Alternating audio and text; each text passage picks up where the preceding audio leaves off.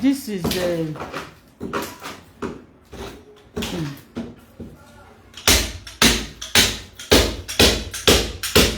hello.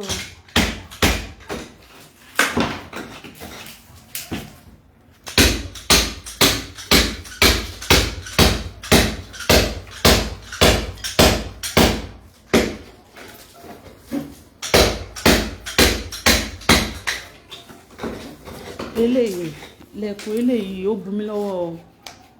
Tó wá sọ pé ó bu mi rángí, ó bu mi lọ́wọ́. Lẹ́kùn ká lò sí ẹ̀yìn. Let me show you. We're trying to take the door out. I'm stressed today. I'm not sadness is not my portion, but Bababu already painting on we lost the great president. So I'm not feeling good. Seriously, I'm sad. And this also, the door needs to be changed. And I was thinking, what they promised is not what I'm getting right now. They promised to use Shih-Tzu to just cut it and remove the door. But the door is too hard, more than what I think.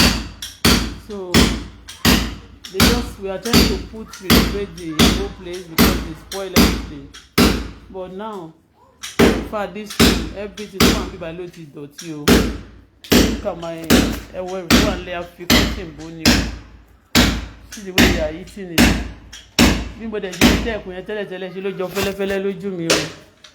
I am telling you.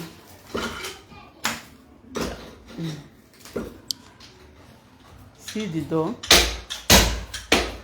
See the way they are now knocking it. We want to fix another one, but because the door have rusted and there's no key, we don't have the key. So we don't have the key to this room.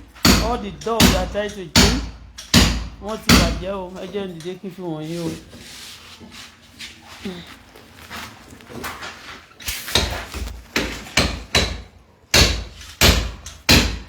This cannot shock me. They couldn't shock me. So I want the coin. This is one battery. You can see the door of this way is the rust. Maybe I read that. You see?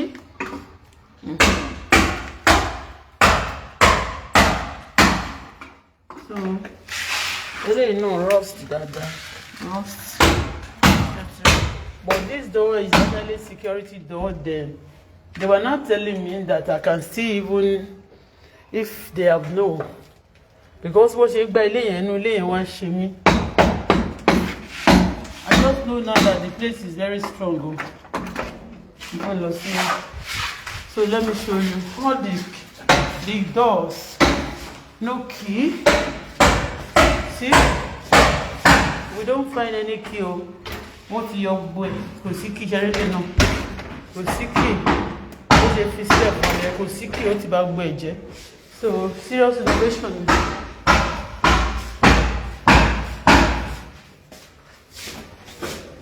Even this one too. No key. Ọ̀pọ̀ lọ́kọ̀ ilé iṣẹ́ wà okay D2B. Àwọn eléyìí ló strong. So we are trying to. So àwọn eléyìí.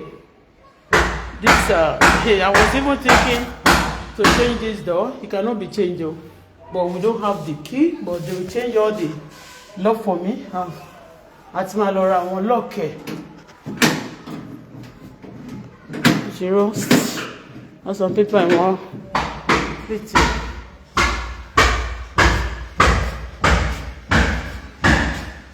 So you know, ti gate here. I have to change it to sale. Let me show you.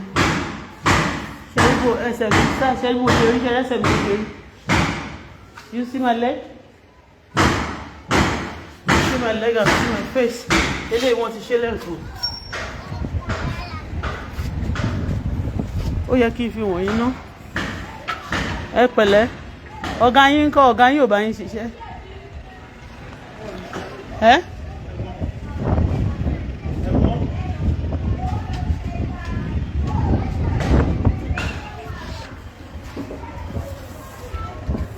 Ibo lẹ tí ń bọ̀ látàárọ̀ bàbá Bùsáyọ̀.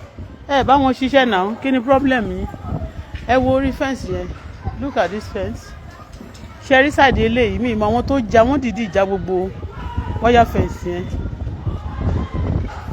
Ṣé ti rí? Gbogbo ilẹ̀ ẹlẹ́nu lé yẹn wọ́n ti try láti cement ẹ̀ but àwọn èèyàn sì ń ṣiṣẹ́. The gutter too. Wọ́n ti ṣe gutter yẹn, ọ̀bọ̀ tó kù díẹ̀ kù gutter yẹn parí. Let me show you the other door too. All the doors. Ṣé ti rí door ti bẹ̀yẹn náà? Ẹ rí bó ṣe rí. So wọ́n ti ṣe àwọn nǹkan kan. Serious renovation ni bí pé èèyàn ṣẹ̀ṣẹ̀ bí pé wọ́n ti fi skeleton sílẹ̀ tán. So wọ́n wá ń to àwọn ẹ mọ̀ pé tó bá ti ń to gbogbo àwọn nǹkan fittings sí òun ló máa ń really bọ́n ṣe fi lé yẹn lẹ̀ tẹ́lẹ̀tẹ́lẹ̀ bíi pé ilẹ̀kùn wà bẹ́ẹ̀ bọ̀ wọ́n kàn sọ gbogbo ẹ̀ di skeleton wọ́n wó gbogbo ẹ̀ wọ́n yọ gbogbo ẹ̀ láti useless tó ti yé bẹ́ẹ̀ yẹn it spoil everything so we are trying to renew them fence ti bẹ̀ yẹn ìyẹn sì wire fence apá bẹ̀ yẹn sì wà okay àwọn machine náà nínú security room sì wà okay but ẹgbẹ́ yẹn tí bá jáde sí bá fi wọ̀nyí láti ta I just want to show you now ẹ máa rí wọn mọ́ ṣe tó gbogbo mọ́ ṣe disfigure gbogbo ilé yẹn deliberately ni o ṣẹ́rí ilé tó wà lẹ́gbẹ̀ẹ́ yìí àwọn tí ṣẹ́rí ilé yẹn bó ṣe rí ṣẹ́rí ilé tó wà lẹ́gbẹ̀ẹ́ yẹn ṣẹ́rí bó ṣe rí àwọn ò lè kan nǹkan kan mọ́ ara ògiri wọn yẹn o wọn ò lè kàn gbogbo fẹ́ǹsì mi pátá ni wọ́n kan nǹkan mọ́ra ni wọ́n wá so okùn mọ́ láti máa fi sáyọ mí ìrírò ẹ̀rí o people are wicked ìgbà tí mo tún sọ fún ìkan lánàá pé ẹ já gbogbo okùn yín àti gbogbo nǹkan tẹ́ ẹ dè mọ́ wọ́n máa ń gbá gbogbo kinní ni o irin wọn dèrè oríṣiríṣi mọ́ láti máa fi sáṣọ wọn wá sọ ọ́ di bíi pé bóyá òun ló dọ̀tí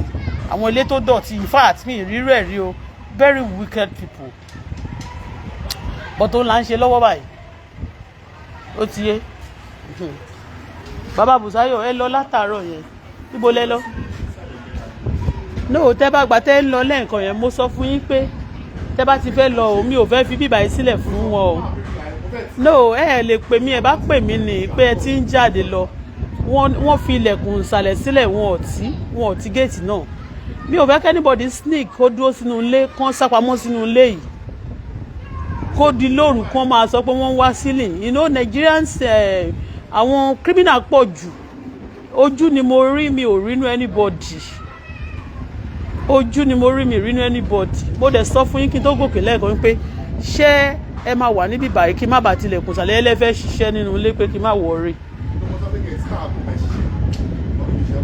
ìgbà téyìn wá fẹ́ lọ yẹn má sọ fún mi mo ti fẹ́ máa lọ mo tún wá ń pè yín látàárọ̀ yẹn ẹ̀gbẹ́ kọ̀ náà.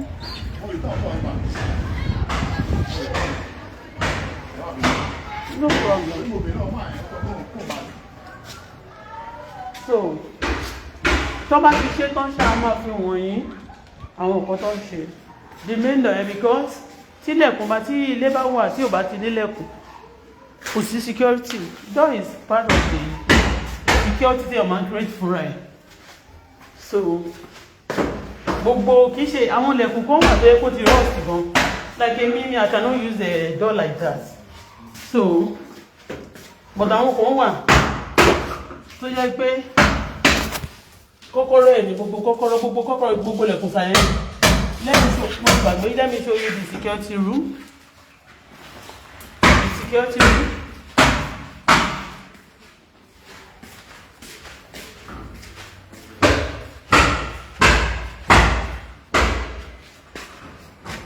you can see this now epo ṣe pé kó wà nínú ilé ṣe rí kọ́kọ́rọ́ ẹ̀ ti sọnù kò sí kọ́kọ́rọ́ mẹ́mú but wọ́n máa change machine. This is the security room ibi tí electric fence àti camera wà tẹ́lẹ̀tẹ́lẹ̀ lílé so wọ́n ti àwọn tó fẹ́ ṣe camera yẹn àmì tó fẹ́ ṣe electric fence wọ́n ti yọ wọ́n bá yọ eléyìí nísìn. So these two, we have changed this door. We have changed this door to smartphone. We changed this two. Which is 44, but ilé náà wà náà wọ́n ta ti change. Gbogbo lẹ̀kùn entrance ìsàlẹ̀ àti change wọn. So the main bedroom, gbogbo ilé, gbogbo railings ni ọwọ́ ẹ̀ ti lè so. Àwọn let me show you. I have a camera. Gbogbo camera tó wà nínú ilé yẹn ni wọ́n yọ ṣẹ́tírí. Gbogbo camera nínú ilé yẹn ṣẹ́rí gbogbo ojú camera mi mọ̀ bóyá lè rí. Wọ́n ti yọ gbẹ. I have 2 camera, 3 camera down. Wọ́n ti yọ 3 camera, 4. We have 6 downstairs. Wọ́n ti yọ gbogbo ẹ̀ pátápátá. Camera kan, 1 camera 2 here. The camera is off. They've taken the camera down. See, ojú camera yẹn nìyẹn. So ibi báyìí náà mi ò mọ nǹkan tí wọ́n fi ṣe bẹ̀rẹ̀ mi mọ nǹkan tó kó síbẹ̀, you know, you see. You understand? So I don't really know what's there. So a lot of things. And that's it.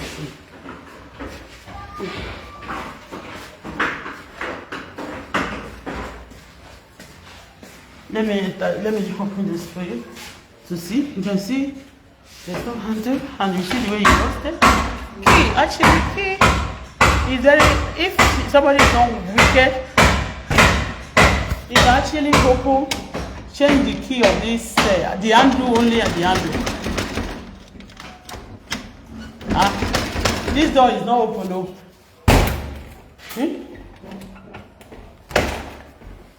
Can you please open it for me?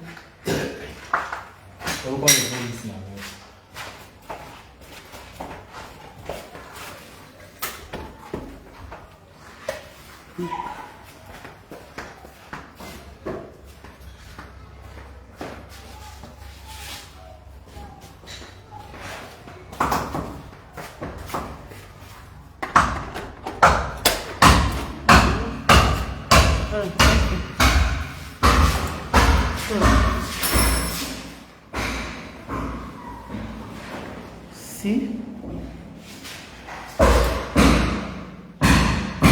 This is just look at the plug alone. Look at the plug. This is my first time. Yeah, this also have camera. This camera place, but the camera have been taken out.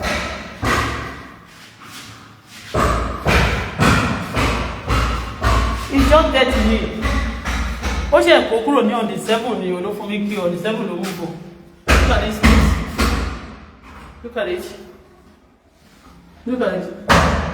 Inside there I was showing the inside. I was showing the outside. The inside also is the same thing. So some people will be thinking that we are just wasting time or we're trying to waste money. That's it. See?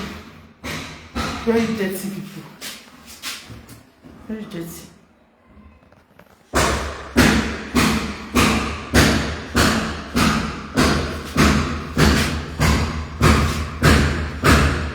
That's the inside. Oh.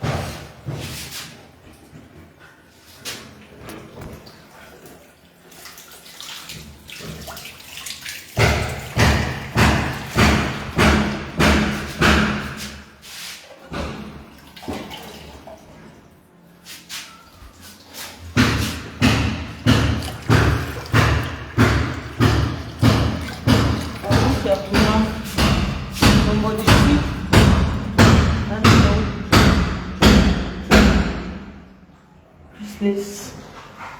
See, look at come. They are living there till date. They are living there till date, actually. They are living in this house till date. Well, I can't say. Without, you see? They are living in this house till date.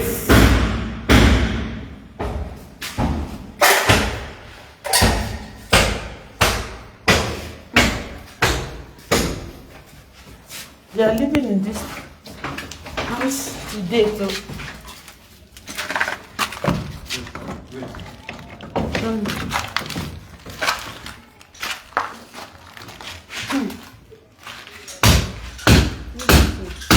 We are trying to renovate this place. We started with this one. See, this is it.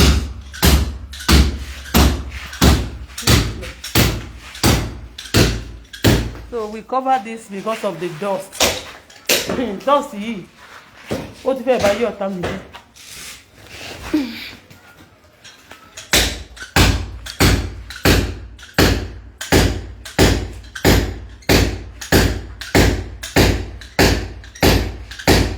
Thank you, God bless you.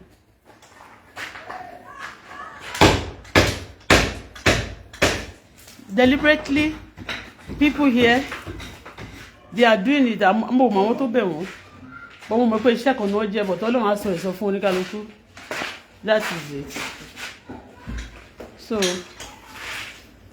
everything, all the fittings in the house was taken out. All the fitting, no single one.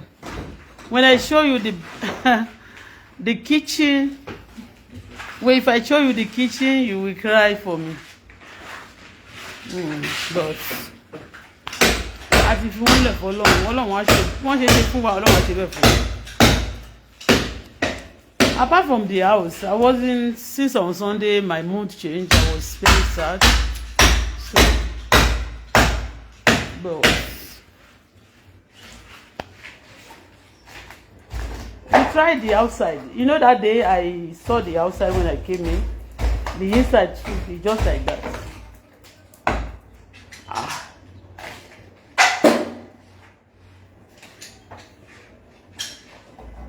Anyway, Ọlọ́run máa gbé dìde.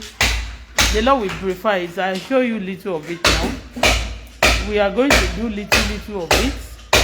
If I go, let me go downstairs and show you. My phone, where's the other phone? It's here. My bag is here too. Take it by, put it by your side. Show to you.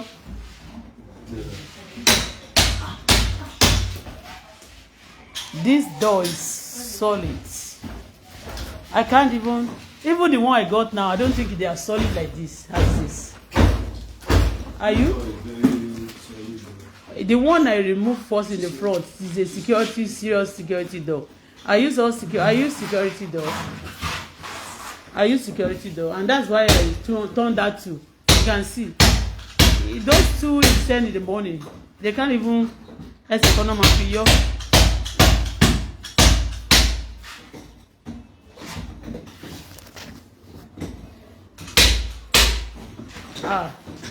Let me show you. If I show you the compound, No. Owó tó san fún ọdún mẹ́ta, I've spent more than that here now. All the money they spend, the rent, since I left to Canada, I've spent more than that now. So, but then they said when you close your door, when you do this, it's going to be, the house will be weak. If they lock this door, is it going to be weak? Lock. If somebody locked this door for years, is it going to weak the way they concrete this this house? People used to say the house, when you lock it, it's going to be weak. When people use it roughly, it will be weaker. Well, you know, like building, at least once in a while, things are very costly. You get it. What did you say, Jerry?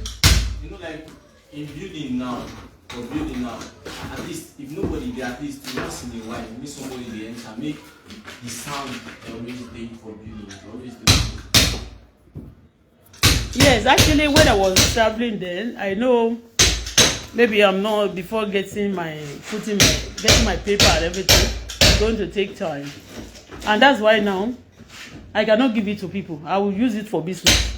If I've used this place for business, then it won't be worse like this. The wicked though. Somebody inside living in the house and the key like that. All key, there's no key. And everything rusted, everything gets spoiled, the bathroom, everything. But tell you about what you want more quality in all of them now. Me didn't even get so very you. This place they paint it before you can stand like this. It's very, very dark. It's not possible to remove. It's difficult. It's not possible. What I will just do, and that's why there's a wallpaper now that looks like ties. Yes, that's what I can do. Because even the painting you can see everywhere. 3D in one way. Okay. 3D. They use it on the floor too? No. But there's one I saw. They use that one on the floor. It's like a paint like this. When you just put it and then you start designing it, it's like that one is China people. It's very, very nice. Which one is carpenter? Tell me about it. That one I look at something. Oh.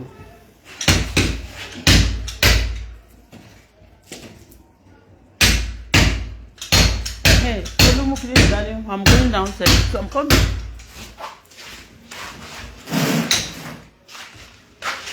Let me show them downstairs. I've not eaten since morning. I've not eaten since morning. I've not eaten since morning. I've not eaten. My daughter too. So.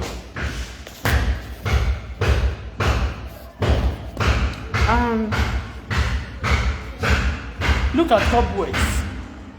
Oh, you know, he left this place on the 7th of this month, just a week ago. So people are living here. Let me go downstairs.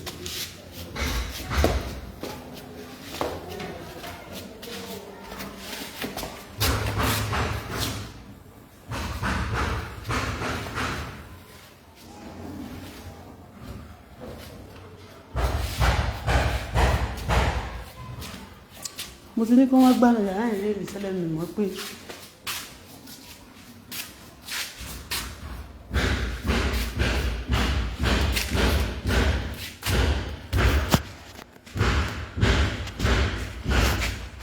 let me show you.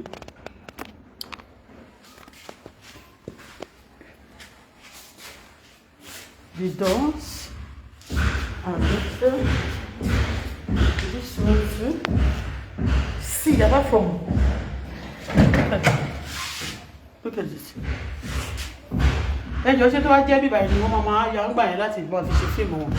Ó lóun celebrate olórí burú.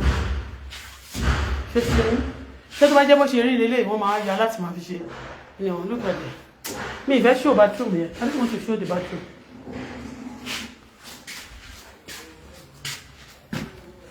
Kò sí kí lẹ́nu ẹ̀ mọ́ o. All the key is gone.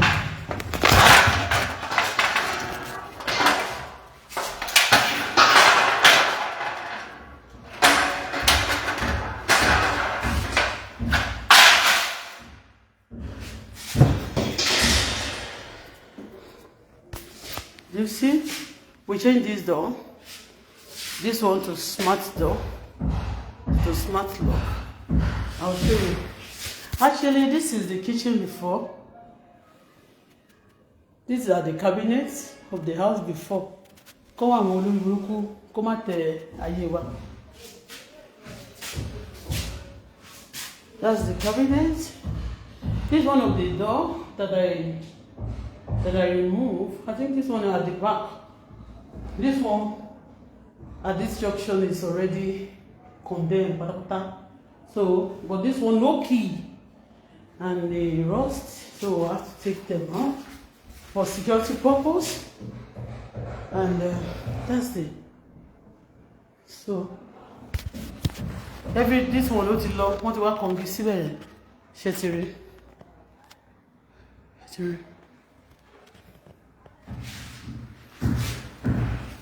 That is the cabinet yẹn nìyẹn tẹ́lẹ̀ kọ́ àwọn èèyàn tó àwọn ìka eléyìí.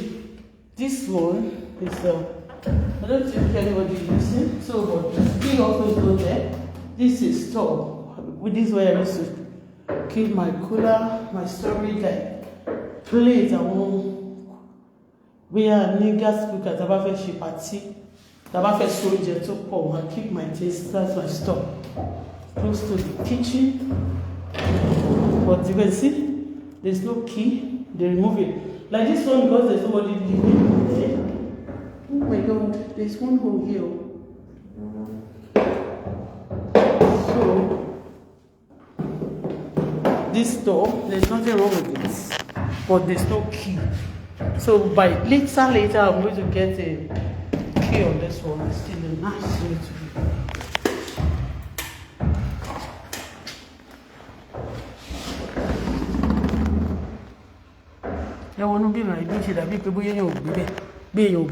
Look at it. So they will take this out, but we are going to do it one after the other. So actually they want to buy.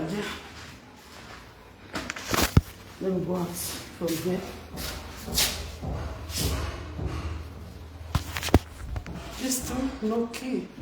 Just look at it. Apart from rusting, old, but look, just look at dirty.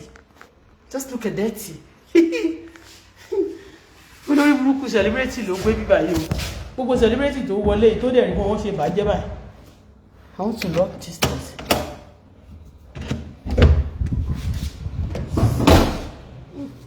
No one is locked.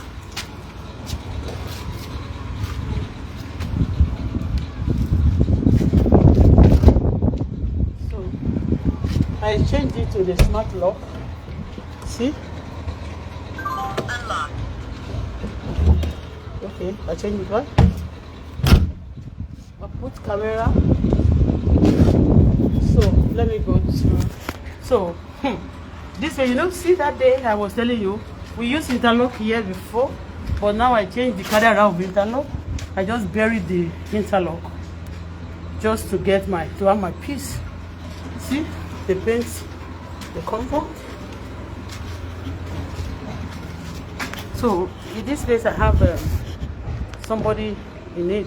I mean a tenant at the back of the two bed. So you can see the door too. Maybe the water.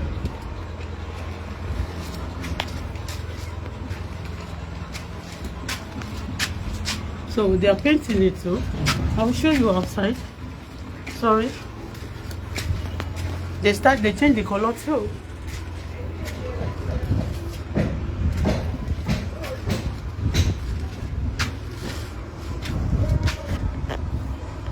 So at the we change it to white and grey. Look at this. Look at it from outside. But I want to put anymore. But so let go. Good. One of the camera is here. Maybe open the light. You can see one of the camera there.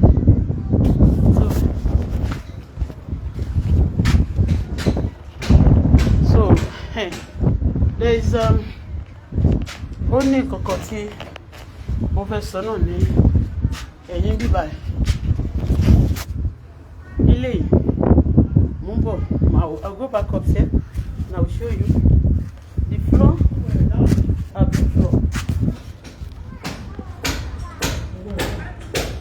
The floor you can see. Àti kọ́kọ́ ṣe floor yẹn. Ó kọ́kọ́ look nice.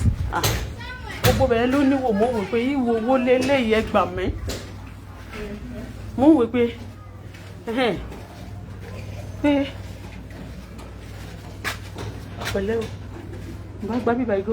me go to the front. Sorry.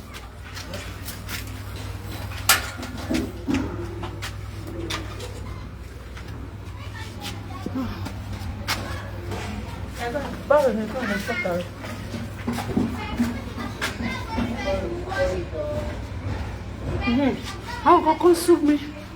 Ṣé rí bíbá yìí? Ṣé gbogbo wáyà yẹn? Mi mọ bó ṣe já gbogbo wáyà yẹn bẹ́ẹ̀. Wọ́n já gbogbo wáyà yẹn. Wọ́n já gbogbo fence wire yẹn. But mo ti ní kó wọ́n bá wa ṣe. Eléyìí wọ́n so gbogbo wáyà yẹn, mi mọ bó ṣe so. Mi ò kàn mọ̀. Wọ́n kàn so gbogbo wáyà mọ́ ilé ṣá. Bí olórí burúkú.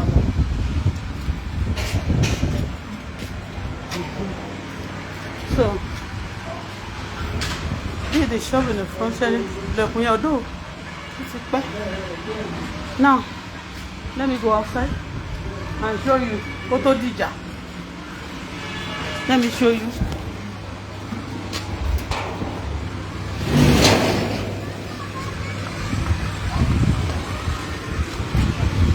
Let me go see. Let me see. Auto.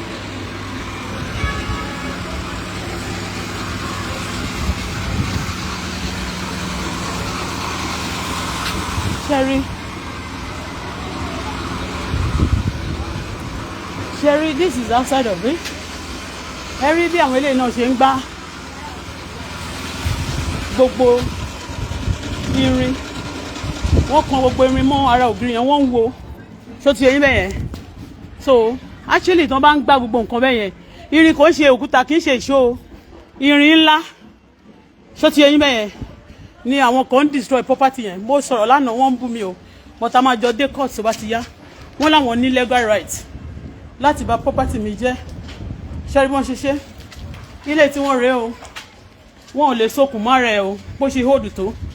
Ṣé rí ti tèmi fẹ́ǹsì yìí mi fi ṣakọ o. Ṣé ti rí? Ṣé rí bọ́n ṣe ń gbó gbogbo ilẹ̀ tó ń shake yẹn. They are also contributing to it. Ṣé ti rí bẹ́ẹ̀ yẹn? They are contributing to iṣẹ́ dẹ̀ rí àwọn náà dẹ̀ ní wọ́ọ̀ tí wọn o. Tó yẹ pé on a good day wọ́n lè so okùn mọ́ ara ògiri wọn. But ògiri ilé tí wọ́n tó ti gbó ó wà precious to them.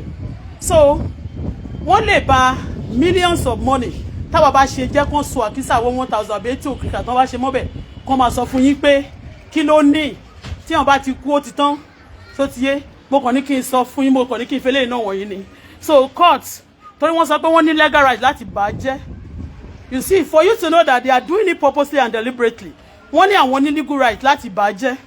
So mo rò pé sábàjọ dé court kò ní sí problem. Ṣó ti yé yín mẹ́yẹ? Ilé tí wọ́n rèé o. Ilé tí wọ́n ti kọ́ ilé yìí ó máa ti pé ó ti máa wọ 40 years or 30 something years. Ṣé rí pé wọ́n so nǹkan kan máa ra lé tí wọ́n? Ṣé rí bọ́n ṣe so okùn àti gbogbo àkísà máa ra lé? Irin dẹ̀ ni wọ́n so mọ́bẹ̀ o. At the time tí wọ́n bá ń train yẹn lára fence yẹn then ó máa weak. Ṣé ti rí bẹ́ẹ̀ yẹn? Wọ́n láwọn ní right láti bà á jẹ́.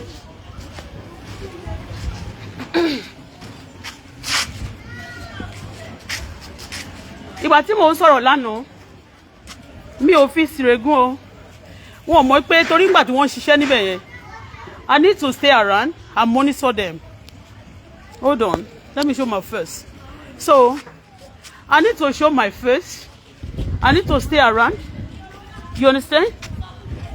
So wọ́n mọ̀ pé mò ń sọ̀rọ̀, mo wà nínú ilé lánàá. They be abusing me. Do you understand? And nígbà tí mo dé àdúgbò yìí. Nígbà tí mo dé àdúgbò yìí.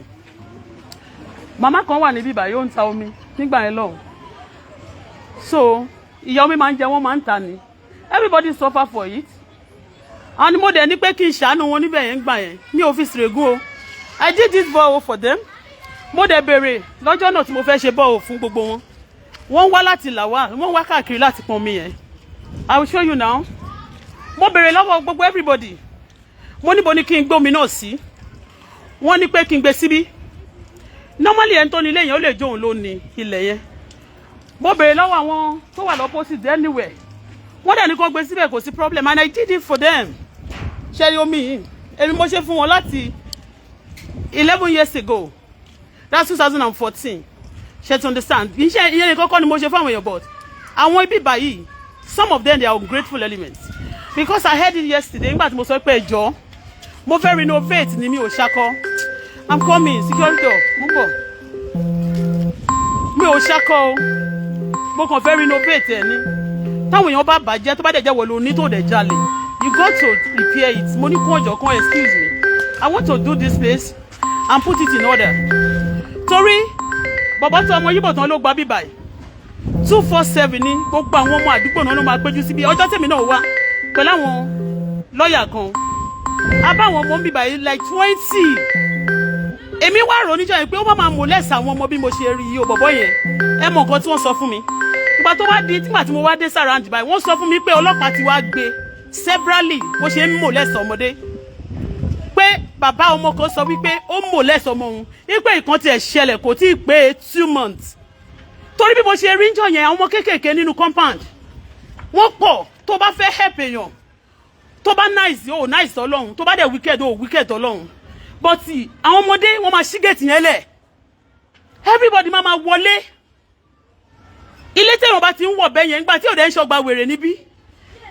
ó máa treat àwọn ọmọ ló ń molest bọ̀bọ́ yẹn ọmọ yíbọn yẹn wọ́n ló ń molest àwọn ọmọ wọ́n ní wọ́n fọlọ́pàá gbé but nítorí pé àwọn ọlọ́pàá wọ́n ní wọ́n tún gba bribe wọ́n ní wọ́n fi lẹ̀ kò ṣe rá o so for that ṣe dẹ̀mọ́ pé tí wọ́n bá molest àwọn èèyàn ní Nàìjíríà ń bíbà tí wọ́n bá ti lè fún wọn lóúnjẹ ńgbà míì wọn ò ní sọ tòótọ́ so ti yé wọ́n ló ń molest ọmọ ìyẹn tó kúrò ń bí o so gbogbo nǹkan tó ṣe tó ní àwọn celebrity kò sí celebrity mo lè fi evidence 10 sílẹ̀ fún yín àwọn celebrity Nàìjíríà wọ́n wá síbí báyìí so ti yé yín wọ́n wá dáadáa kó tó di pé mo rent ẹ̀ fún wọn ti wá tọrọ celebrity àwọn onítìátà bíi mélòó kan ti wá tọrọ lọ́wọ́ mi tí wọ́n fi ṣe movie so if it's not good then wọn ò ní wá tọrọ lọ́wọ́ mi ṣe to understand ẹ mọ ọmọ tó fọ́nì lánàá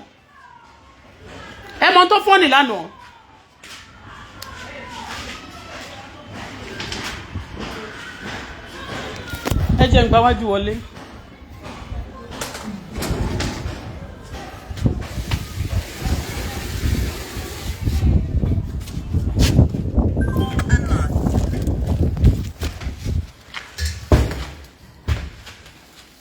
So it's not funny ni pé lánàá yẹn ṣe mọ̀ pé tí ma ti ṣiṣẹ́ tán tẹ́lẹ̀tẹ́lẹ̀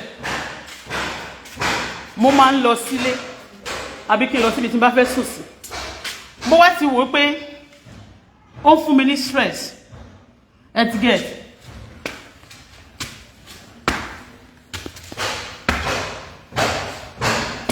so mo wá ní pé kí n wà níbí báyìí mo bá ní kó má mi gbé bẹ́ẹ̀dì wá. He make a little bit comfortable so that I can supervise it. Going and coming will be a little bit stressful. I'm not being able to go.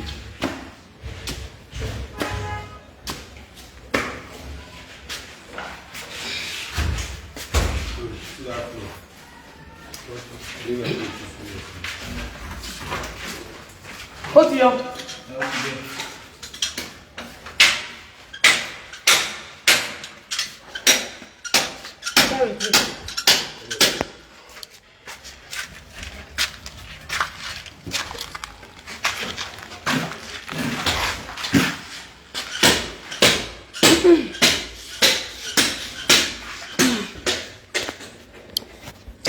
So ìgbà tí wọ́n bẹ̀rẹ̀ yẹn tí mo dé tí mo rò pé iṣẹ́ yẹn máa nídìí èmi fúnra mi to supervise mo dẹ̀ lókè let me just get a bed I'm still going to put bed here let me get a bed torí I'm going to get bed let me get a chair and put some little moya fan with my basic and make it a little comfortable so that I can monitor it myself. Do you understand?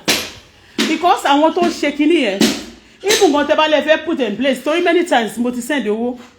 See ó jẹ́ pé gbogbo wọn máa ṣe yama wọn ko máa control wọn. How to treat me?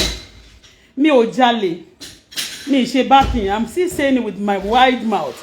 Mi dẹ̀ ní ṣe nǹkan burúkú tí Jésù máa fi padà dé. Ẹ mọ̀ nǹkan tí mo fẹ́ sọ. Lánàá yẹn bóyá wọ́n ti rò pé tó gbogbo àwọn tó ṣiṣẹ́ yẹn ti lọ wọ́n rò bóyá mo ti lọ mo wà níbí báyìí kò dẹ̀ síná you know mo kàn try láti jókòó mo kún gbogbo mi dẹ̀ mo kàn rí tí wọ́n bú mi ni ṣẹkẹṣẹkẹṣẹkẹṣẹkẹ ìyẹn nílé kejì yẹn ni o ọmọ yìí tó ń bú mi ní wọ́n ló sọ pé kí wọ́n yọ gbogbo irin kúrò lára lé kí ni wọ́n kọ́ gan ó ṣà ń sọ̀rọ̀ mo kọ́kọ́ wò pé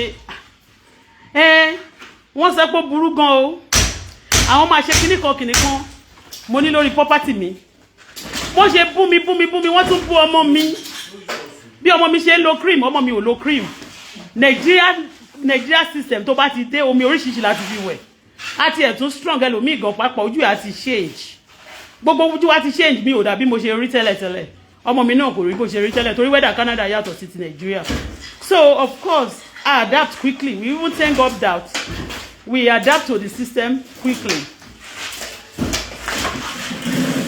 so mo rí wọ́n wá bẹ̀rẹ̀ sí bèbú bó sọ pé kán yọ gbogbo irin kò lára ògiri ilé òun fẹ́ǹsì tó yẹ pé blọ́ọ̀kù gbà tí mo ra blọ́ọ̀kù gbà yẹn blọ́ọ̀kù ń sìn tiwọn ìgbà tí mo ṣe bíbà yìí ní 2014 I built this house 2014 I traveled out of this country 2017 then gbogbo nǹkan ṣì wà a little bit cheaper but despite kó wà cheaper yẹn nígbà yẹn ẹ má jẹ́ kó fọ́ jàkúsí yẹn o despite pé nǹkan ṣì wà a little bit cheaper àwọn nǹkan tó quality ni mo lò I spend a lot of money apart from pé àwọn èèyàn tí máa gbowó ń gbà yẹn táwọn olórí burúkú Koko Zaria àmọ́ sọ pé kán gbowó àti gbogbo wọn yẹn kán máa ní kán sá lọ you understand me I spend and there is pain you understand so now wọ́n wá mú gbogbo àkísà wọn mi ò fi yọ̀ wọ́n but èèyàn ò kì í fi àkísà kó fi nǹkan tí ò value kó fi bà nǹkan tó value jẹ́ èèyàn ò kì í gbé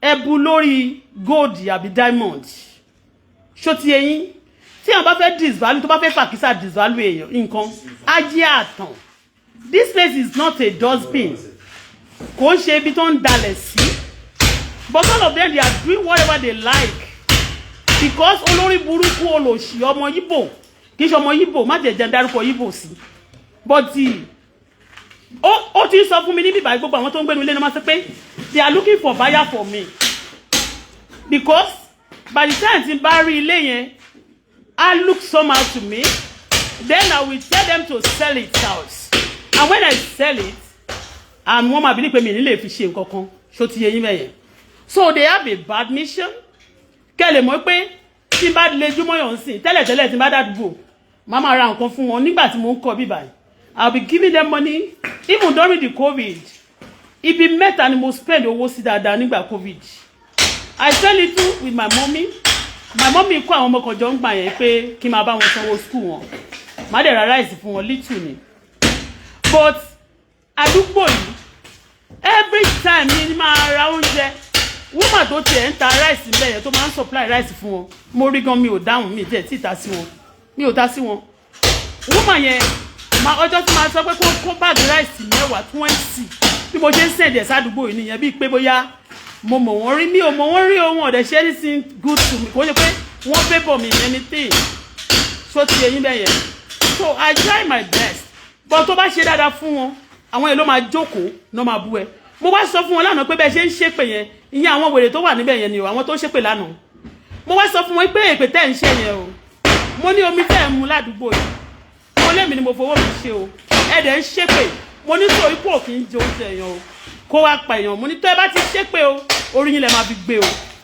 tẹ́ bá ti ṣe èpè torí pé mo ní kẹ́ ẹ kó ẹrù yín àkísà gbogbo rádaràdá tẹ́ ẹ so mára lé ẹ wá ń ṣe èpè because of that you believe that you can talk èmi ò dẹ̀ ẹ ti understand ṣùgbọ́n mo ní kí n sọ torí ọjọ́ tí ẹ bá gbọ́ pé wọ́n lè sọ pé Auto-Bola yẹn ó máa ń àwọn tó bá rẹ̀ pé òun jùlọ ó máa mi ò oppress èèyàn o ṣùgbọ́n àwọn kan wà tó yẹ pé tí wọ́n bá ṣèkà fún ẹ tán wọ́n máa jáde wọ́n máa tún sọ fún ẹ wọ́n máa sọ fún aráyé pé àwọn ìwọ ló ṣèkà fáwọn àwọn ló máa jẹ́ ìkà wọ́n dẹ̀ tún máa sọ pé ìwọ ló ṣèkà fún wọn òun ni mo kàn ṣe sọ́nsìn I don't hold anybody explanation before I can take my action because mi ò béèrè action lọ́wọ́ anybody kí n tó take care kí n tó put things in place I know how much I spend gbogbo owó tí bọ̀bọ̀ yẹn san ní ọdún mẹ́ta tó wà bí mo ti ná times 2 ẹ̀ nígbà tí mo bẹ̀rẹ̀ sí ń ṣe eléyìí I spend a lot of money you understand so ìyẹn bó ṣe jẹ́ mo kàn ní kí n sọ fún yín ni now let me show you this one.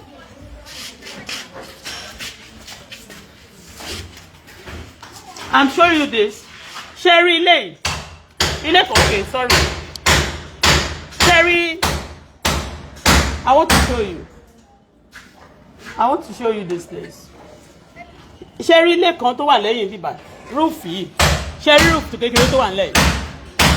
Ara ilẹ̀ mi ni. Ṣé ń gbọ́ ilẹ̀ mi ní ilẹ̀ yẹn. Màmá tó wà ńbẹ̀ yẹn gan tó Shetiri. Sherry lè yẹ. Ilẹ̀ mi ní ilẹ̀ yẹn. But ìgbà tí máa ra lẹ̀ ibi tí mo nice ṣe ti rí bẹ̀ yẹn. Tẹ́ bá wò pé máa rí màmá kankan tó dúró síwájú tá ń sìn. Aṣọ wọn nìyẹn wọ́n wọ̀ rẹ̀ dẹ́ pẹ̀lẹ́ màmá. Ẹ kúrọ̀lẹ́. Ẹ kú ọjọ́ mẹ́ta. Yes. So ìgbà tí Sherry ní tó ní ilé kejì yẹn bàbá yẹn, the man is from Ondo State. Ìgbà tó máa ta ilẹ̀ yẹn fún mi. Wọ́n ta ilẹ̀ yẹn fún mi ṣó ti yé yín mo kàn ṣó yín nílẹ̀ yẹn. Ilẹ̀ yẹn is a food plot wọ́n wá gé half of it. Ṣó ti yé yín gbà yẹn ní gbogbo ìgbà tí Koko Zaria àti gbogbo wọn tí wọ́n ṣàn disturb mi gbà àti kéwù dog fúnra rẹ̀. I was desperately looking for just a place kí n kàn sáré rush ẹ̀ nígbà tó ń gba gbogbo nǹkan mi gbà yẹn. Do you understand? So ngba náà tí mo wá rélé láàrin ìgboro ọ̀dọ̀ láàrin àwọn riffraff wọ́n pọ̀ gan ṣó ti yé yín. But I believe that I will mind my business ìgboro ló wà. Ṣé nígbà tí mo rà á bàbá yẹn wọ́n ní wọ́n ṣẹ̀ṣẹ̀ kú ni àwọn ọmọ wọn wá ta half of the land. So gbogbo inú ilé yẹn kedere wọ́n fi rent ṣó ti yé. So bàbá tó ní ilé yẹn ó ti ṣe ilẹ̀ kékeré kan sí ẹ̀yìn yẹn kó tó di wípé wọ́n kú. Àwọn ọmọ wọn wá fẹ́ ta half a plot yẹn. So mo wá rà á ọjọ́ tí mo wá bẹ̀rẹ̀ ṣó ti yé yín. And thank God yẹn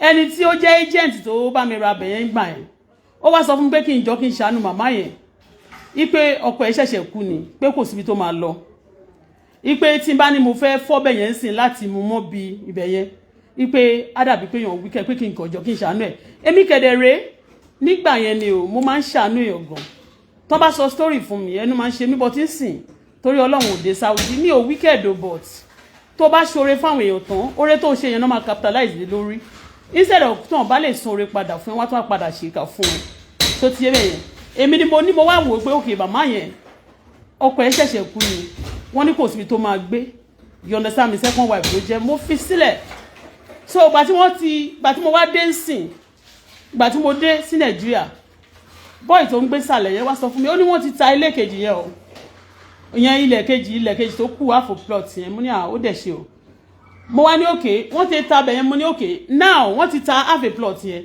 my land ilẹ̀ mi tó kù lẹ́yìn yẹn I will tell them to get out of it because if I don't do it now wọ́n lè di lọ́la kàn sọ fún ẹ pé àwọn gbogbo làwọn nílẹ̀ pé àwọn ò tà lè fún ọṣọ́ ti yé because we have a lot of criminals in Nigeria the way they manipulate things tó bá ṣoore fún wọn wọ́n lè ní o fẹ́ seduce àwọn ni tó bá bẹ́ lómi ìrajà ó lè ní o love òun ló ṣe wá bá òun rajà kó fẹ́ seduce ẹlòmíì kan tó yẹ pé kò tiẹ̀ worth àwọn olóòórùn you understand me they just change things just to believe that to drag you àwọn kan ló máa ní kó máa ṣe bẹ́ẹ̀ but ìyẹn kò ṣe nǹkan kan fún mi so ti yé yín so ilẹ̀ yẹn is mine so ti yé yín bẹ́ẹ̀ yẹn so you know normally is see me 60 by 120 ṣe understand 60 by 120 so mo kàn sọ fún yín ni tọ́jọ́ tí n bá ti bá wọn sọ ní ẹ̀rọ torí nísìnyí wọn ò lè wà lórí ilẹ̀ tèmi torí wọ́n ti ta ilé tiwọn so ti yé yín bẹ́ẹ̀ wọn ò lè wà lórí ilẹ̀ tèmi tẹ́ bá dẹ̀ wo bẹ̀ yẹn màmá yẹn láti ilẹ̀ àwọn ọmọ wọn tí wọ́n bí ọkùnrin ni wọ́n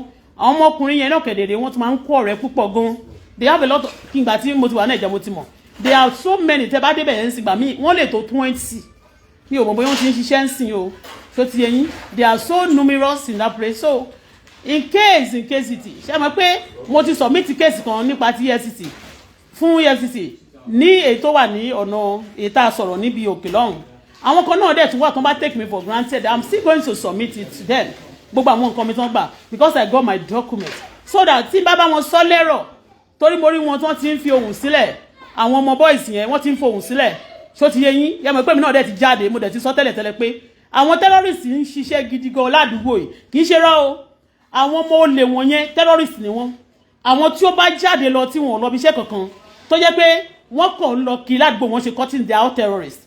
In my kingdom, you know, I used to say that all cultism in my kingdom they are terrorists because they kill people. They use those crime society cultism to intimidate people. And ọjọ́ tí mo sọ̀rọ̀ pé àwọn terrorists wà ní àdúgbò yìí, somebody came and tell me the next day on Sunday. Ó sọ fún mi ó ní ẹnìkan ní wọ́n wá rọ́ọ̀bù ní ọ̀sán gangan ní mi ọwọ́ ìrọ̀lẹ́ mo mọ̀ pé wọ́n ti rọ́ọ̀bù rí nígbà tó wà ládùúgbò nígbà tí mo wà ládùúgbò yìí wọ́n lè wọnú ilé mi because I will put my security. Okay, you want to do something. What do you want? What next? No, I want to fix it. Okay. So, in tí mo sọ ni pé àwọn olè amúrọ̀bà wọn ti wá sàdúgbò tó máa raid ṣó ti yé bẹ́ẹ̀ ìgbà míì wọ́n ti máa kọ lẹ́tà nígbà yẹn mo ṣe mọ̀ pé security wire fence ni mo ní and again mo wá notice pé ibi tí wọ́n ti já gbogbo wire fence ilé mi other side ilé yẹn ni àwọn ó possible kó jẹ́ pé àwọn boys àwọn ọmọ màmá yẹn àtàwọn boys àtàwọn kan torí pé tipẹ́ ni mo ti máa notice pé wọ́n máa ń bẹ àwọn tó bá wà nínú ilé yẹn náà láti máa ju òkò sínú ilé mi mo ti lọ fi ọlọ́pàá mú wọn rí tí máa wà nínú ilé mi ò mọ ẹni tó máa ń sọ fún wọn o wọ́n kàn dédé máa ju òkò sí bíbáyìí tẹ́ pé níjọ́ kan wọ́n ti ẹ̀ ju òkò sí glass mọ́tò mi tó crack ṣó ti yẹ yín bẹ́yẹn wọ́n á ju a lot of things ṣé rí gbogbo wire fence yẹn they cut it they waste it apá abẹ yẹn àwọn fi ògiri ilé 1930 yẹn sílẹ̀ wọ́n wá mú ògiri àwọn fence tí mo ṣe dáadáa ṣó ti yẹ yín tá a ṣe dáadáa tá a kùn dáadáa ṣó ti yẹ yín wọ́n wá mú gbogbo ẹ̀ wọ́n wá kan gbogbo irin mọ́ kì í ṣe ìṣó ni wọ́n kàn o tó bá jẹ́ ìṣó ni iṣẹ́ mọ̀ pé ọ̀tọ̀ eléyìí wọ́n dèrè ní irin ńláńlá ni wọ́n fi kọ́ ṣó ti yẹ yín so tó bá di ìgbà tá a bá tún ṣe wọ́n máa sọ pé Auto-Bola like your ẹ̀gbọ́n ṣó ti yẹ yín torí pé tó bá ti ṣoore fáwọn èèyàn tán ìkà náà máa padà ṣe fún ẹ mo kàn ní pé kí n sọ fún yín ni o mo kàn fi díẹ̀ wọ̀nyí nínú libẹ̀ yẹn náà ni èyí tẹ́ ẹ rí gan nínú ilé yẹn tí màá yẹn tí mo sọ pé ó bàjẹ́ yẹn wọ́n ti tún ṣe díẹ̀ o ìgbà tó kúrò nínú ilé yìí ọjọ́ tí máa dé bìbà gbogbo ilé bó ṣe rí kò sí kọ́kọ́rọ́ kankan bẹ́ẹ̀ ó wà open there is no single key tó ṣí inú ilé yìí ó wà open ni ṣé ti yé yín so àwọn máa ń ba nǹkan jẹ́ ṣe mọ̀ pé wọ́n gbé mi dìde fún ìṣubú ìdìde àwọn olódodo àwọn kan máa ń ba nǹkan jẹ́ àwọn kan máa ń túnṣe èmi dẹ̀ ni mo lélẹ̀ mi dẹ̀ jalè mo dẹ̀ ń sọ with authority by God grace God will help me and with àtìlẹ́yìn Ọlọ́run ó máa ràn mí lọ́wọ́ láti túnṣe láti fit ẹ̀ to order so that tèmi náà bá tiẹ̀ dédé mi bá ti kọ́lé sílẹ̀kì màá mọ̀ pé èmi ní ogún mi ni ṣó ti yẹyin bẹ́yẹn all of them telling me sell it ilé yìí náà ni mo sọ fún yín ipe àánú òjò pásítọ̀ òsínwín yẹn bẹ́ẹ̀ ni òsínwín pásítọ̀ tó sọ pé kí n kóun fún mi tó kí n kóun gbà so a lot of them they are on it àsì pé they want to be taking my thing by force tá a bá sọ tàwọn K1 a máa sọ ti pásítọ̀ want to be taking it by force so tó wọn bá ti wá rí gbà by force wọ́n fẹ́ bàjẹ́ to understand me wọ́n fẹ́ bà tó wọn bá ti wá rí gbà wọ́n fẹ́ bàjẹ́ wọ́n yìí sọ lónìí báyìí àbá kúrọ́ mọ́ wọn ní àkúrọ́ mọ́ anybody so ìyẹn mo kàn ní kí n yìn sí ìyẹn bó ṣe jẹ́ so we are waiting for you wọ́n ti yọ̀ ń sìn.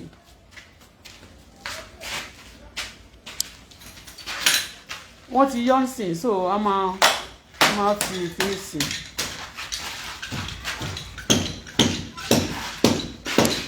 àwọn tiẹ̀ ń sọ pé tó bá yẹ pé nígbà tí mo ti mọ̀ yẹn ìgbà tí wọ́n ti yọ gbogbo kọ́kọ́rọ́ ẹ̀ tí ò sí kì í bẹ̀ yẹn pé bóyá àwọn ọba tiẹ̀ ti bá mi wá kí kán sandpaper ẹ̀ conflict ẹ̀ kán lọ spray kankan bẹ́ẹ̀ yẹn pọ̀ kò sí kọ́kọ́rọ́ gbogbo ẹ̀ wọ́n ti yọ kọ́kọ́rọ́ kò sí kọ́kọ́rọ́ ńbẹ̀ ilé tí ò bá dẹ̀ ti sí kọ́kọ́rọ́ kò sí nǹkan tí ò ní wọ bẹ̀ so that's why serious innovation ẹ̀ fúnra mi dẹ̀ mo supervise àtàrọ̀ sí àti ìjẹun gbogbo dust ló ti kó sí mi nímú bọ́n ṣe ń ṣe lójoojúmọ́ nìyẹn so ìyẹn bó ṣe jẹ́ so ẹni tó bá ti wá ń sọ torí ẹlòmíì tó bá tẹ̀ wà ní sáìtì tí wàá tẹ̀ máa jẹun mi ì tí ì jẹun látàárọ̀ àbí mo jẹun lójú yín látàárọ̀.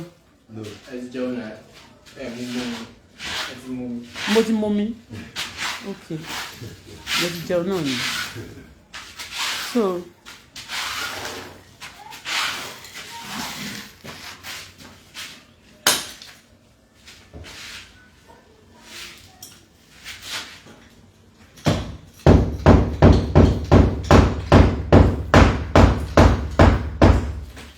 Okay. Only they already used to free. Yeah. You see the free things we are giving them whatever they've collected we have done for them but anything I said I don't want to release to anybody, they should leave it for me. You know, people, when táwọn èèyàn tó bá ń tún nǹkan ṣe táwọn èèyàn kan wá ń bàjẹ́, wọ́n ṣèkà fún ẹni. There is a law, kò sí law kankan tó sọ pé kàn bà property èèyàn jẹ́. Wọn ò dẹ̀ rent ẹ̀ lọ́wọ́ mi. Ẹni tó rent ẹ̀ yìí gan pàápàá. Mi ò kàn fẹ́ bá make any trouble because Ọlọ́run ti ṣèdájọ́ for already because bó tiẹ̀ jáde kò fẹ́ kúrò ńbẹ̀ but ó wí pé tí n bá máa jáde bí máa sọ di skeleton mọ́ ẹ lọ́wọ́ nǹkan tó ṣe nìyẹn. Ṣùgbọ́n Ọlọ́run tó máa táwọn kan bá bàjẹ́ Ọlọ́run á tún ṣe, that's it. So but àwọn eléyìí wọn ò tiẹ̀ rent nǹkankan. Mo dẹ̀ ní mi ò gbàgọ̀jẹ̀ mọ́ kì í ṣe by force, it's not dole. Ó ti yé tí bá ti bá wọn sọ́nsìn tí wọ́n bá ti gbọ́ máa gbé àwọn tó ń gé nǹkan máa ní kán bá mi gé dànù. Wọn ò dẹ̀ lè gé máa gé dànù máa dẹ̀ ní kí Haúsá àwọn mọ́là tó máa ń tarin kán bá mi kó wọn á kó irin yẹn lọ ọ̀fẹ́ ni máa kó fún wọn.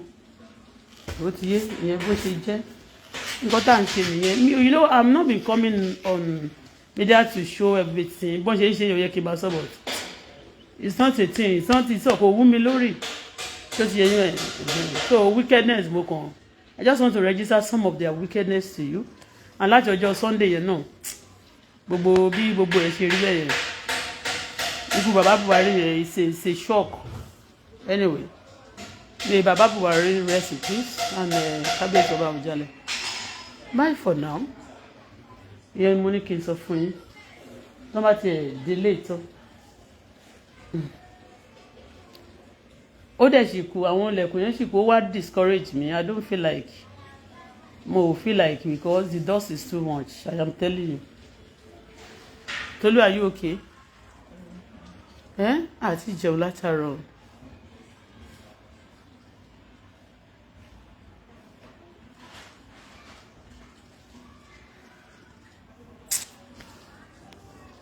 They are very wicked though.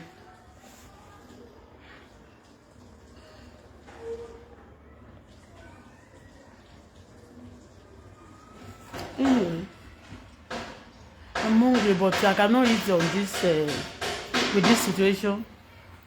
I cannot eat with this situation. I cannot eat. Just look at my leg.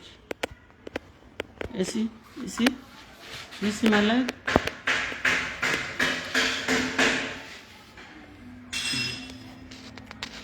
Bó ṣe jẹ́ o mo ní kí n sọ fún yín o. Amen. Ìgbà tí mo tún gbà tẹ́nìyẹn gbọ́ pé èmi ni mo ṣomi fún wọn. Ẹnìkan ló nílẹ̀ ẹnìkan ló ṣomi. Wọ́n bú mi tẹ́rùnlé gbàdúlẹ̀. Mi ì tí ì rí rẹ̀ rí. Ìkan tó dẹ̀ wà níwájú náà sọ pé ẹnìkan ti fẹ́ fún un ní ṣọ́ọ̀bù lọ́fẹ̀ẹ́. Wọ́n fẹ́ gba kiri kan fún un. In fact, ìkan nínú wọn ti sọ pé òun fẹ́ gbé mi lọ sí human rights. Mo wá dúró kí human rights pè mí. Àwọn human rights ò máa pè mí o pé kí human rights jọ kó bá mi fún wọn ní kó lọ bá mi kó kọ́ kí human rights kọ́ ilé kó dẹ̀ gbé wọn sí kó dẹ̀ bàjẹ́ fún at least ó lè jọ̀wọ́ ìjọba àbówó tí àwọn society tó bá dá eléyìí kò ń ṣe owó fund kò ń ṣe owó GoFundMe kò ń ṣe owó society kò ń ṣe owó tí wọ́n ẹ̀bẹ́sọ̀ àbówó tó kàn déédéé fún mi tí wọ́n máa sọ pé mi ò rí wọ́n máa sọ pé wọ́n rà nígbà ẹnìkan ṣoṣo lórí àánú mọ́ ilé gbà níbẹ̀ yẹn èmi mo ṣiṣẹ́ kí n tó wá sórí social media kí n tó di blogger ni mo ti kọ́ ilé mi gbogbo nǹkan tí mo ń lò léni àti tí Ọlọ́run tí mo gbẹ́kẹ̀lé mo ti mọ Ọlọ́run kí n tó wá sórí social media mo dẹ̀ ti ń kí Ọlọ́run kí n tó wá sórí social media and again ilé mo ti ní gbogbo nǹkan mi tó wà lọ́wọ́ mi for now I've gotten them before coming on social media before being a blogger okay even before going to Canada I've gotten my things irú ilẹ̀ tí mo sọ lẹ́pẹ́ níjọ́ yẹn 17 years ago ní 17 àbí how many years ago it's about 17 years. So 17 years ago, ṣó jẹ́ joking. It's not a joke. So all my things, yìí ṣe ní ni mo ṣe. Kí o má dẹ̀ jìyà ló ṣe máa ń yá má jìyà lọ́fà. Ẹ jọ̀ọ́ o. You kúkú máa see me that I don't beg for anybody. Nobody have given me a dime. Anything tẹ́ bá rí mi tí n bá ná ogún mi ni. Iṣẹ́ mi ni. Èmi ni mo ṣiṣẹ́ fún. It's mine. Nobody dash me. But I give thanks to God because God still gave me and make a way for me little. Although kì í ṣe nǹkan tí mo béèrè fún ni mo ṣe rí. Ṣùgbọ́n I give thanks to God. And let them rí mi pé mi ò tẹ́lẹ̀tẹ́lẹ̀ mi kì í lè rìn láì lo mọ́tò. Mi ní mọ́tò Nàìjíríà ń sin. A lot of things that wọ́n ti ṣe fún mi. Tí mi ti ẹ̀ka náà tí mo kàn gbójú mi sọ́dọ̀ Ọlọ́run. Tí mo dẹ̀ mẹ́kọ́ Ọlọ́run kì í tìkà lẹ́yìn. abẹ́gbọ̀ngbọ̀n lẹ́yìn aṣọ títọ́ ni ẹ bó ṣe jẹ́ o. Thank you so much. Bye for now.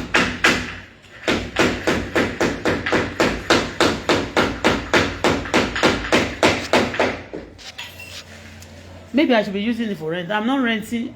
Let me tell you something. In this Lagos, I'm not going to build house to rent. I can build hotel. I don't want to build house to rent. You understand? When you see a house, when you build house in Nigeria to rent, you are more conscious around, you can waste your own. Especially when you are not around, when you are not living in Nigeria. You can chase around, they will take you for granted. At the end of everything, you will regret your life. Tó bá ṣe hotel, tó bá ṣe ilé ẹ̀gan nígbà tí mo fẹ́ travel, nígbà tí bá ṣe ní Airbnb. Gbogbo ilé ló wà, gbogbo nǹkan ló wà ńbẹ̀. I will make money. Ó kàn jẹ́ pé ta la fẹ́ fi ṣọ́ náà ni. Gbogbo ìgbà tá sí ilé yẹn náà ni anybody tó wá fi ṣọ́ náà. Ó lè ti máa lọ lé ológun náà pé kó parẹ́ sọ̀hún kó má wálé mọ́. A lot of people no máa parẹ́ wọ́n àwọn èèyàn. Àwọn ìjọba kan sọ pé ó lè wálé àwọn kan kiri kan because àwọn gangan because they want to sit on your things. They want to sit on your things. Kọ́ máa sọ pé kiri kan ló ṣẹlẹ̀ dẹ̀ ń pàkọ́ ṣó ti yẹ bẹ́ẹ̀. Ní Sunday fẹ́ sit on yẹn. Ó ń wù wọ́n. Wọ́n ní títí wọn ọ̀bọ̀ tí wọ́n tún fẹ́ gba tiẹ̀ sí títí. Anyway, ṣe ti rí pé wọ́n ń gbá wọn nígbà kan bẹ̀rẹ̀. Orí ń fọ́ mi. Bó ṣe gbà nǹkan lè lórí ìgbà pàpà. Okay. Banjo, God bless you. Only wow, I just pray for you and your daughter. You are blessed. God bless you. Nice house. God bless you. Happy.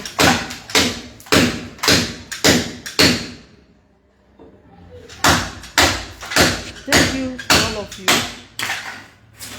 Thank you to all of you. Only please let Louise. We did just. Anyway, we are trying to. I'm outside like we are going to get on.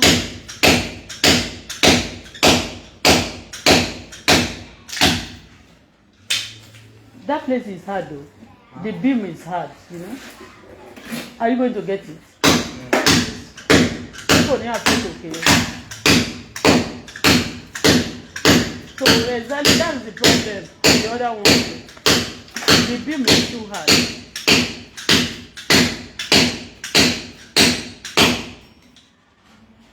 Thank you so much. Bye.